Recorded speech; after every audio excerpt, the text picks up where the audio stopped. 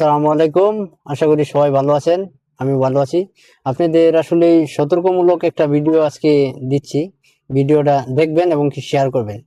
দেখেন, আমি কিন্তু এই দেশ নিয়ে 3 দেশ মোটামুটি আমি ঘুরছি।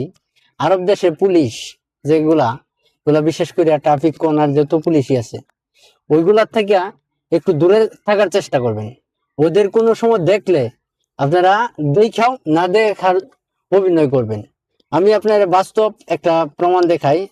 আমি যেটা দেখছি মানে গতকালকে আর কি, আমি আসলে এই ভিডিও বানাইতে সময় পাই না, যার জন্য আসলে এই ভিডিও দিতে পারি না। আহ আমার সামনে সিগন্যাল পড়ছে, এই যে ট্রাফিক পুলিশ আইসা সামনে এমনি দাঁড়ায়া মোবাইলে গল্প এই করতেছে, মনে হয় কথাই বলতেছে নাকি। ঠিক আছে, ও কি করছে, ট্রাফিক পুলিশে সালাম দিছে। সালাম দিলে ওর পরে ও কি করছে, সালাম দেওয়ার পরে ও কত রুকসাত, বুঝছেন?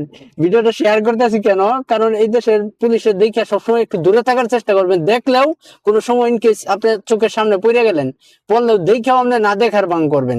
কোনো সময় আপনার এই কামা চেক করলে এটা হিসাব আলাদা, কিন্তু মানে ইচ্ছাকৃত ভাবে ওদেরকে কোনো সময় সালাম বা ওদের সামনে যাবেন না কোনো সময়। কারণ ওদের সামনে গেলে আপনি মাইন্ড করে বসে, কারণ ও দেখলাম আমার সামনের গাড়ি কিন্তু, ঠিক আছে, ওর সামনে ওরে এই সালাম দিছে, সালাম দেওয়ার পরে দে লাইসেন্স দে, বুঝছেন? ওর লাইসেন্স দিছে, ওর লাইসেন্সের ডেট নাই, বুঝছেন? ওরে দেখলাম ছবি উঠাইলো, ছবি উঠায় কি করলো, ওরে মনে করেন যে ই মারিয়ে দিছে, গ্রাম ফাইন মারিয়ে দিছে। কিন্তু ও ইচ্ছা করলে কিন্তু দেখাও না দেখার ভাঙ করতে পারতো, তাহলে কিন্তু তারে এই বিষয়টা আসলে চেক করলো না হলে বা এরকমই করলো না হলে।